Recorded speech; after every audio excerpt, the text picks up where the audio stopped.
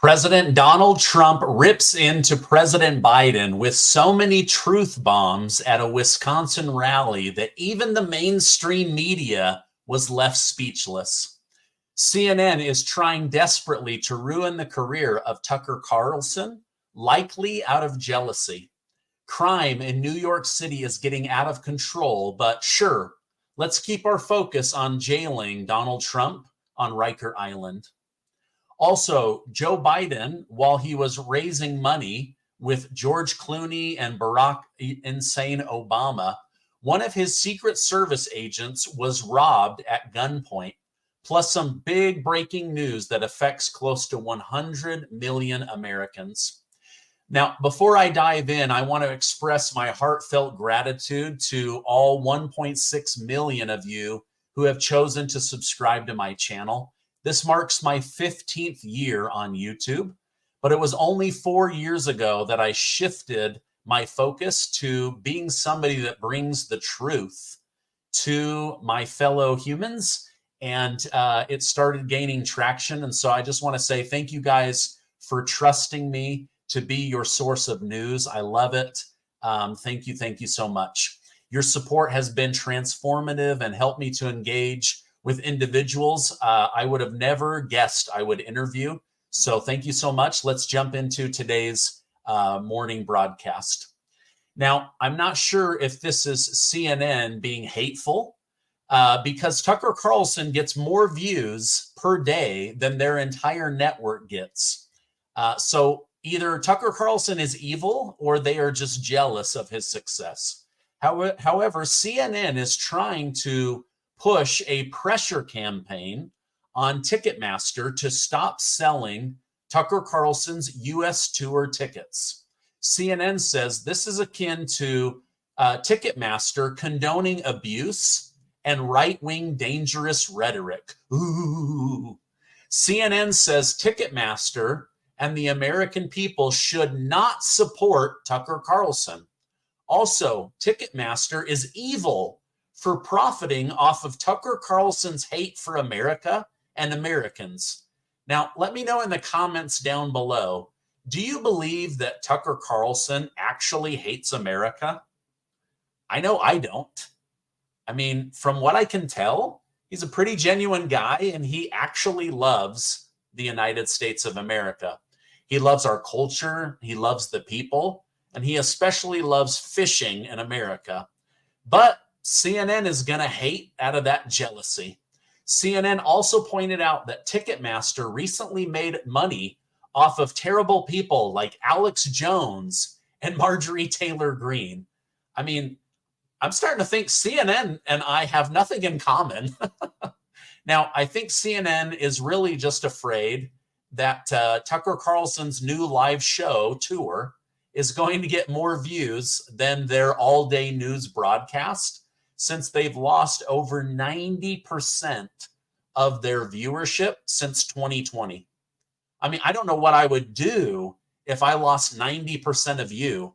I would have really had to screw up, lie to you, manipulate you. Man, they really messed up. Now, let me know in the comments, would you go see the new Tucker Carlson U.S. tour? I know I would. I would definitely rather listen to him than CNN any day of the week.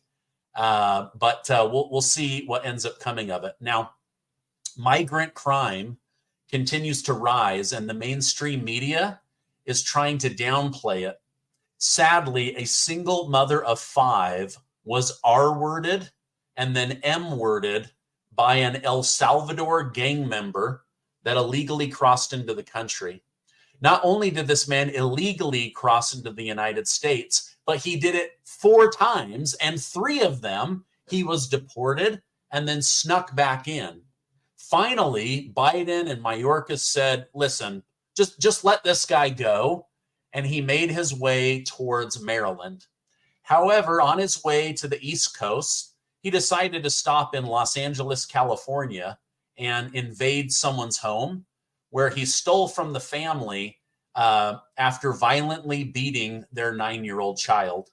Now, I hate these stories, but Rachel Morin, would be alive and still be a mother to her 5 young children if Mayorkas and Biden hadn't allowed this psycho to enter our country. Why are we allowing known gang members to come in, be kicked out 3 times, and then say, what the heck, just let them into the country? Now, sadly, a New York situation with a man from Ecuador who was terrorizing teens in the park got out of control. This man was able to get one of the girls alone, and then he violently R-worded her in the bushes.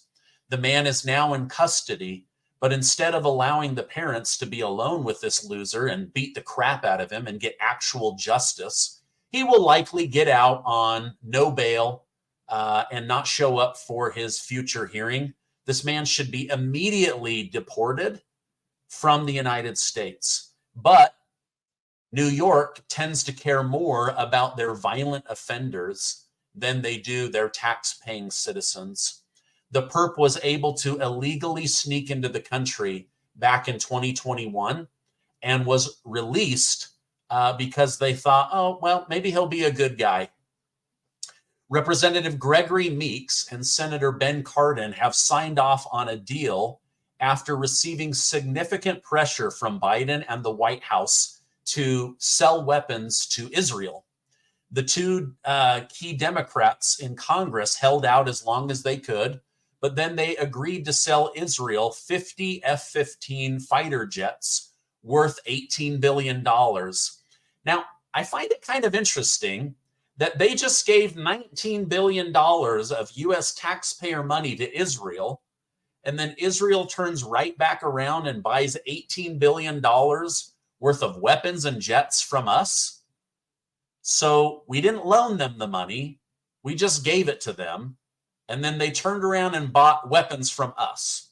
Now, Congress will say, this is money well spent because it helps create American jobs.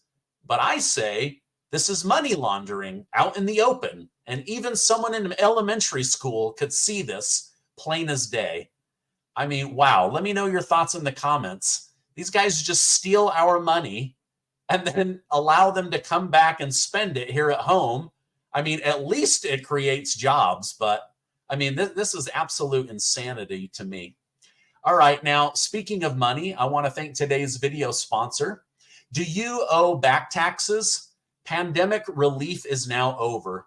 Along with hiring thousands of new agents and field officers, the IRS has kicked off 2024 by sending over 5 million pay-up letters to those who have unfiled taxes or balances owed. Don't waive your rights and speak with them on your own. They are not your friend. Tax Network USA, a trusted tax relief firm, has saved over $1 billion in back taxes for their clients, and they can help you secure the best deal possible. Whether you owe $10,000 or $10 million, they can help you. Whether it's business or personal taxes, even if you have the means to pay or you are on a fixed income, they can help finally resolve your tax burden once and for all. Just call 1-800-245-6000 for a private free consultation or visit tnusa.com/Gardner. Okay, now I have some breaking news.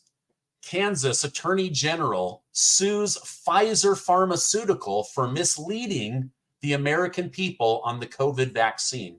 The announcement alleges that Pfizer Pharmaceutical misled people in Kansas on vaccine risk, such as with pregnant women, myocarditis, and Pfizer claimed the vaccine protected against COVID variants when data showed it clearly did not. Additionally, Pfizer claimed their vaccine prevented COVID transmission. They then got everyone in Congress, including the President of the United States, who does not have a medical license, to spill this bullcrap to the American people, even though their studies did not back up their claims. The release also alleges that Pfizer coordinated with social media officials to censor speech critical of the vaccines and declined to participate in federal government vaccine development program, Operation Warp Speed, to avoid government oversight. So Kansas Attorney General Chris Kobach says Pfizer has misled the American public. They deceived us when Americans needed the truth. Now, ever since President Ronald Reagan, vaccine makers have had 100% immunity from lawsuits. If you have vaccine damage, you have to sue a special government court. Well, now this attorney general is saying you lied to us and the American people and knowingly allowed people to be damaged. It will be interesting to see what comes of this. Truly, I believe this company lied. They knew that they would make hundreds of billions of dollars off of taxpayer-funded government programs. And so the main reasons are they're saying they misled pregnant women who had a disproportionately high miscarriage after receiving the shot, heart problems that they lied about, covered up until they couldn't anymore, lying about efficacy rates, and then trying to censor their enemies. Now, President Trump made some powerful comments at a rally yesterday in Wisconsin. Trump stated, "Under crooked Joe Biden, the world is in flames. Our border is overrun. Inflation is raging. Europe is in total chaos. The Middle East is exploding. Iran is emboldened. China is on the march. And the worst, most incompetent, most corrupt president in history is going to drag us into World War III. Other than that, he's doing quite a good job." Now, of course, Trump was being sarcastic with that last line, but let me know in the comments, do you think that he was spot on? The world's in flame, the US border's overrun, inflation's out of control, Europe's in total chaos, the Middle East is exploding, Iran is emboldened, China's on the march. I mean, he was so right on that even the mainstream media was like, he's kind of right. We don't really know what to say. But of course he was right. All right, now Senator Elizabeth Warren announced she will not give Prime Minister Benjamin Netanyahu of Israel the time of day when he comes to speak to Congress. She said Prime Minister Netanyahu has created a humanitarian catastrophe. He has made it clear that he does not support U.S. policy for a U.S. two-state solution that allows both Israelis and Palestinians self-determination and dignity. We need a ceasefire to get the hostages back, humanitarian relief, and to push both parties towards negotiation for a peaceful solution. Now, Senator Warren is not known for being very bright, so let me just talk about this for a minute. Most of the hostages are dead. There is no ceasefire because Hamas does not care that their own people die. They do not care that it is a humanitarian crisis. I agree that it is. Also, they have no desire for a two-state solution. The only solution that they will accept is from the river to the sea, Palestine will be free, which means they need all Jews to die so that they can take over the region. It is the only solution that Hamas is interested in. You can Google this. Nothing I'm saying is untrue. But she can't get it through her head that Hamas is a terrorist organization that does not want to negotiate. They just want dead Jews. It's sad to say, right? And it is a humanitarian crisis. I hate seeing all the dead people. But you know what else is a humanitarian crisis? Ukraine. 500,000 people dead. They're now grabbing teen boys from their birthday parties to make them go fight on the front line. Has the senator said anything about that? Absolutely not. And Elizabeth Warren never will. Earlier today, Russian President Vladimir Putin met with North Korean President Kim Jong-un. Now, You can tell that Kim Jong-un was fanboying all over Putin. He sees Putin as a powerful alpha male leader compared to our beta simp Joe Biden here in America. Together, the two leaders committed to strengthening their ties and each other's countries to make them stronger and better. I do not like this combination, Russia and North Korea, but there's nothing I can do about it. All I can do is hope and pray they don't do something stupid to us. Liberal talk show host Jon Stewart has just criticized President Biden for behavior that some speculate could indicate dementia. Godoy, of course he has dementia. Stewart commented on instances where Biden appeared to freeze, stare blankly, saying he's staring at what can only be considered ghosts, until it looked as though someone had quantum leaped into his body. While I may not share Stewart's political perspective, I value his willingness to be honest and say, Joe Biden is old, Joe Biden has dementia, Joe Biden is freezing up. I don't care if Karine Jean-Pierre says this is Republicans using artificial intelligence to do deep fakes and make the president look bad. He does it all on his own. It's sad.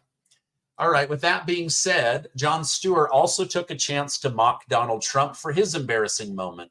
During a recent speech, Trump confused the name of the person that gave him a cognitive test, which he said he aced.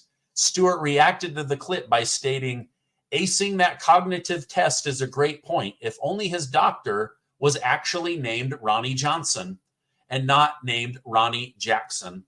All I know is that I'd rather vote for someone who confuses somebody's last name versus confuses a country, who we're at war with, who you're married to, whether dead people are living or alive or in the crowd, having to have your hand held by former President Barack Obama to get off stage. Really, really embarrassing stuff. All right, now lastly, while Biden was raising money with George Clooney and Barack Obama, a member of his Secret Service team was being robbed out back in Southern California. According to BBC News, the agent was robbed after returning from work and was not near Biden. However, the fact that a Secret Service agent was being robbed shows just how much crime is out of control in the state of California. I mean, the irony of that is pretty crazy, right? There he is protecting the most powerful man in the world, and then he goes out into California on his own, and boom, he gets robbed. Absolute insanity. All right. Thank you guys so much for being with me this morning. Again, thank you for helping me get to 1.6 million amazing truth seekers. I'm going to keep bringing you guys the truth on what's really going on in Washington, D.C. If you could, please give this video a like, subscribe. Now we're on our way to 1.7 million people, and have an amazing day, because you're amazing and you deserve all the best. I love you guys. Have a great